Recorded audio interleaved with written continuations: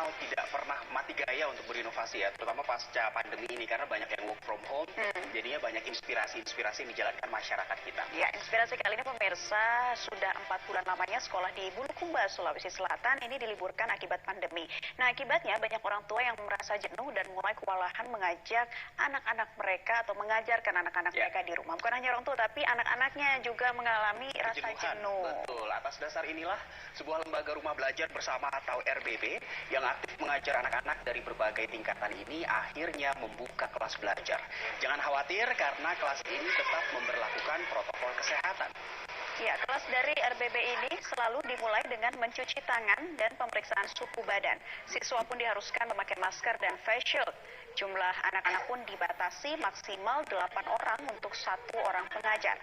Selain itu juga tidak ada waktu istirahat sehingga selama 1 jam kelas hanya fokus belajar.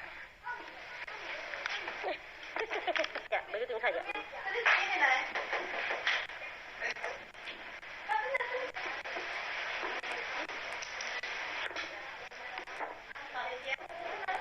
Jadi namanya rumah belajar bersama ya.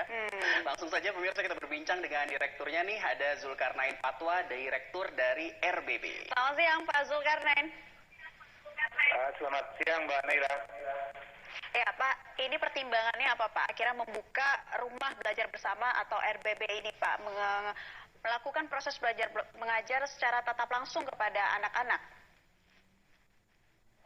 Ya, pertama adalah permintaan orang tua yang selama masa pandemi ini memang tidak ada kegiatan belajar yang cukup efektif karena sebahagian dari mereka mengalami keluhan sulitnya mendidik anak-anak mereka sendiri di rumah.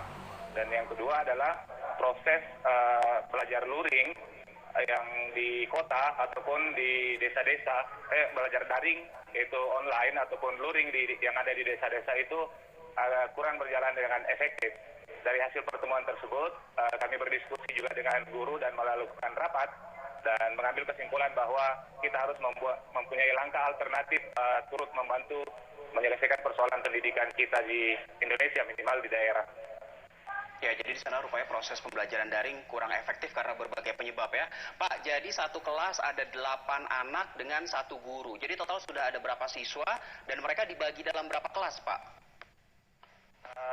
Di sini kami ada 7 orang guru, rumah belajar punya 7 orang guru dan rata-rata biasanya 8, 5. Dan memang sudah kebiasaan kita untuk mendidik bukan dalam jumlah yang besar karena yang untuk mencapai pendidikan yang berkualitas itu bukan jumlah massa, tetapi efektivitas transfer pengetahuan itu ke setiap siswa.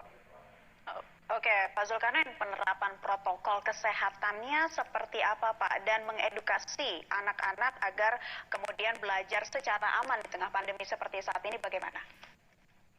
Ya, seperti yang telah diambil videonya Metro, setiap anak sebaiknya cuci tangan, dites dengan alat pengukur kesehatan itu suhu panas dan setiap berjarak ada face shield untuk belajar. Jadi standar yang kami tahu seperti itu, sehingga itu yang kami jalankan dan orang tuanya juga memantau biasanya dan mempersiapkan air minum dan lain-lain sebagainya, kebutuhan makan semuanya mereka siapkan. Jadi tidak ada waktu keluar main, semuanya belajar semua aktivitas selesai di situ.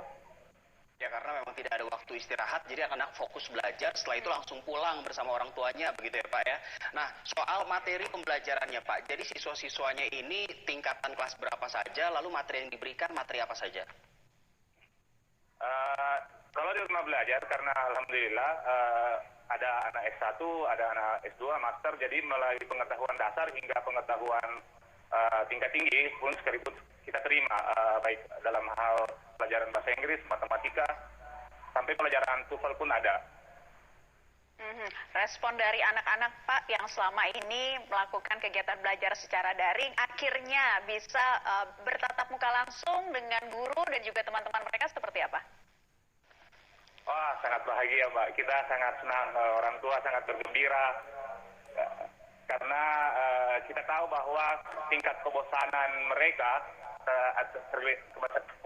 sangat tinggi. Dengan adanya kegiatan kita ini ramai orang yang mau belajar, tetapi bagaimanapun juga kita harus tetap mengikuti aturan pemerintah dengan batasan jumlah siswa. Dan kebahagiaan juga bagi rekan-rekan. Ya. Ya, soal pemerintah tadi, ini kan tetap menggunakan protokol atau menerapkan protokol kesehatan. Koordinasi dengan otoritas tempat pemerintah seperti apa? Tanggapannya juga seperti apa? Kalau di pemerintah, maksudnya pemerintah daerah ya? Iya. Ya. Pemerintah daerah sudah mengeluarkan pernyataan membolehkan aktivitas, tetapi aktivitas kegiatan di masyarakat. Namun keputusan untuk menjalankan membuka sekolah itu belum terjadi sampai sekarang. Baik, baik. Terakhir Pak, bagaimana tanggapan orang tua yang mungkin masih tidak setuju dengan adanya rumah belajar bersama ini atau masih khawatir anak-anaknya ketika berangkat ke sana, seperti apa Pak? Rumah belajar membuka atas dasar keinginan orang tua. Jadi aspirasi masyarakat, dan juga kita membaca bahwa persoalan kemiskinan intelektual itu harus kita atasi dalam hubungan isu pandemi ini.